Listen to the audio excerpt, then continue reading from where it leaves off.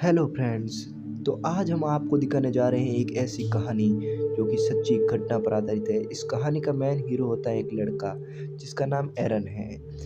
एरन पहाड़ी दर्रों में घूमने निकलता है जहाँ दूर दूर तक ना कोई इंसान है ना ही कोई जानवर। और कुछ दूर जाने पर उसे दो लड़कियां दिखाई देती है। दरअसल ये लड़कियां अपना रास्ता भटक गई थी, तो एरन इन्हें रास्ता बताते हुए इन्हीं के साथ आगे निकल जाता है। अब ये तीनों एक साथ आगे बढ़ने लगते हैं। एरन उनको एक ऐसे रास्ते से ले जाता है जो बहुत ही ज़्यादा संकरा होता है।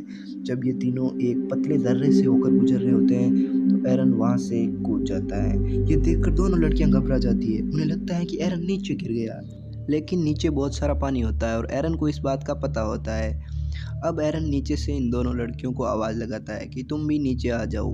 लड़कियां पहले तो ऐसा करने से मना कर देती है, लेकिन एरन के बार बार कहने पर वह दोनों मान जाती है और दोनों लड़कियां एक के बाद एक नीचे कूद जाती है। अब तीनों मिलकर काफ़ी देर तक यहाँ एंजॉय करते हैं, स्विमिंग करते हैं और अपने स्ट्रेस को कम करते हैं। इसके बाद तीनों आगे के लिए निकल जाते हैं।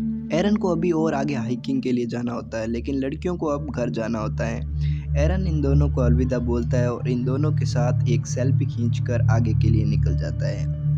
एरन अब पहाड़ी दर्रों से आगे बढ़ रहा होता है। एरन को इस सफ़र में बहुत ही ज़्यादा मज़ा आ रहा होता है, लेकिन एरन जिन रास्तों से आगे बढ़ रहा था वे बहुत ही ज़्यादा संकरे, खतरनाक और डरावने थे। जब एरन एक पतले दर्रे से गुजर रहा होता है तो वह एक पत्थर का सहारा लेता है, पर वह पत्थर दो चट्टानों के बीच से ढंग से टिका नहीं होने के कारण फिसल जाता है, जिससे एरन नीचे गिर जाता है और एरन का हाथ उस पत्थर के नीचे आ जाता है जो उसके साथ गिरा था। अब एरन का हाथ दो संकरी पहाड़ियों के बीच एक पत्थर के नीचे फंस चुका है। जबकि एरन को अधिक चोटें नहीं लगी थी, पर उसका हाथ पूरी तरह से फंस चुका था।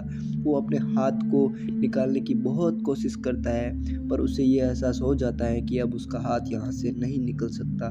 तो वह चिल्लाता है हेल्प हेल्प, पर उसकी आवाज़ कोई नहीं सुनता और सुने भी कैसे। वहाँ दूर दूर तक ना कोई इंसान और ना ही इंसान की जात। इसके बाद एरन अपने बैग को खोलता है और अपना सारा सामान बाहर निकालता है और उसकी नज़र अपने सामान में रखे एक छोटे से नेल कटर पर जाती है। इस नेल कटर में एक छोटा सा चाकू भी होता है। एरन उस चाकू की सहायता से उस चट्टान को तोड़ने की कोशिश करता है, पर ये एक कठोर पत्थर था और साथ ही एरन को लेफ्ट हैंड से काम करने में दिक्कत हो रही थी क्योंकि उसका राइट हैंड फंसा हुआ था। अब यहाँ रात हो जाती है। वह अपना कैमरा निकालता है और रिकॉर्ड करता है कि वह पिछले 25 घंटों से यहाँ फंसा हुआ है और किसी को भी वह बताकर यहाँ नहीं आया था। वो ये भी बताता है कि उसके पास खाने पीने के लिए बहुत कम चीज़ें हैं और पीने के लिए बस आधा लीटर पानी है और कुछ ही देर में उसे भूख लग जाती है और वह अपने पास बचे हुए कुछ खाने की चीज़ें खाता है और उसकी आँख लग जाती है। फिर वह इमेजिन करता है कि जब शनिवार को वह हाइकिंग के लिए निकल रहा था तो उसकी मॉम का कॉल भी आया था, पर उसने कॉल रिसीव नहीं किया। अगर एरन मॉम को बता कर आता तो शायद उसे ढूंढते हुए यहाँ कोई न कोई ज़रूर आ जाता, लेकिन अब किसी को पता नहीं है कि एरन यहाँ फंसा हुआ है।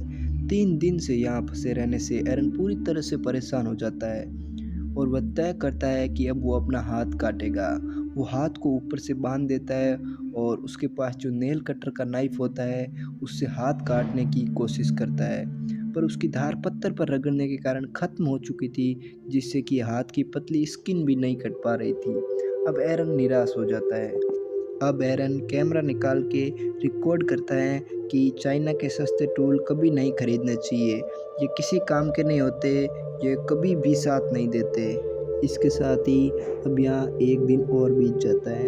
एरन अपने दोस्तों और गर्लफ्रेंड को मिस करता है। तभी अचानक से मौसम बदलता है, बारिश होने लगती है और उन दर्रों में पानी भरना शुरू हो जाता है। पानी का स्तर बढ़ने लगता है और पानी में किसी भी चीज़ को उठाना आसान होता है क्योंकि पानी में ग्रेविटी कम होती है। एरन अब पानी में जाकर उस पत्थर को उठाने का प्रयास करता है और वो उठा भी लेता है, लेकिन अगले ही पल उसकी आँख खुलती है। ये सब एक सपना होता है। एरन अभी भी वहाँ फंसा हुआ है। उसे यहाँ फंसे काफ़ी दिन हो गए हैं, इसलिए उसे अजीब तरह के सपने और भ्रम होते हैं, जैसे वास्तविकता में कुछ नहीं होता पर उसे कुछ न कुछ दिखाई देता है। अब एरन एक बार फिर उस चाकू के नुकीले छोर से हाथ पर वार करता है, जिससे चाकू का नुकीला भाग उसकी हड्डी को टच कर जाता है, जिससे उसे असहनीय दर्द होता है और इससे आगे वह कुछ भी नहीं कर पाता। इस तरह एक दिन और बीत जाता है। अब उसको यहाँ फंसे 6 दिन हो गए हैं और एरन को ये यकीन भी हो जाता है कि अब वह यहाँ से नहीं निकल पाएगा। उसी दिन उसे हल्का सा होश आता है तो उसे कुछ दृश्य दिखते हैं। वो देखता है कि फ्यूचर में उसकी शादी हो गई है और उसके एक बच्चा भी है और वो अपने बच्चे के साथ खेल रहा है। इन सभी विजुअल्स की वजह से उसके शरीर में एनर्जी आती है और वह कोशिश करता है और वह अपने हाथ को ऑपोजिट साइड में घुमाकर उसकी हड्डी तोड़ देता है और उस चाकू को जिस पर उसने धार लगा ली होती है से अपना हाथ काटने लगता है। उसे असहनीय दर्द होता है परंतु वह हाथ काटने में सफल हो जाता है और खुद को उस पत्थर से आज़ाद कर लेता है और वहाँ से निकलने लगता है। निकलते वक्त वो अपना कैमरा निकालता है और अपने उस कटे हुए हाथ का एक फ़ोटो लेता है और उस दर्रे से बाहर निकलता है। वो देखता है वहाँ बारिश का कुछ पानी जमा हो रखा है। एरन पानी देखकर बहुत ज़्यादा खुश होता है और जी भर के पानी पीता है क्योंकि वो बहुत दिनों से प्यासा था। इसके बाद वो आगे बढ़ता है, तभी उसकी नज़र एक फैमिली पर पड़ती है। ये फैमिली भी यहाँ हाइकिंग के लिए आई होती है। एरन उन्हें देखकर जोर से आवाज़ लगाता है। एरन की आवाज़ सुनकर वो फैमिली दौड़कर एरन के पास आती है। एरन की हालत बहुत ही ज़्यादा ख़राब थी, उसके शरीर में बिल्कुल भी एनर्जी नहीं थी। वो फैमिली एरन को संभालती है और सिक्योरिटी को बुलाती है।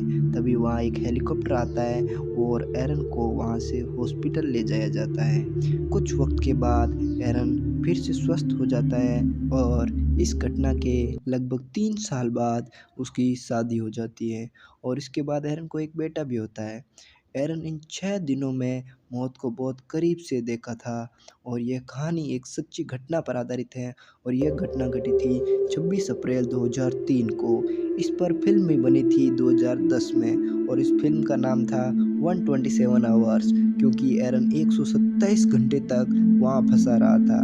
उम्मीद है आपको स्टोरी अच्छी लगी। अगर अच्छी लगी तो वीडियो को लाइक करें और चैनल को सब्सक्राइब करें।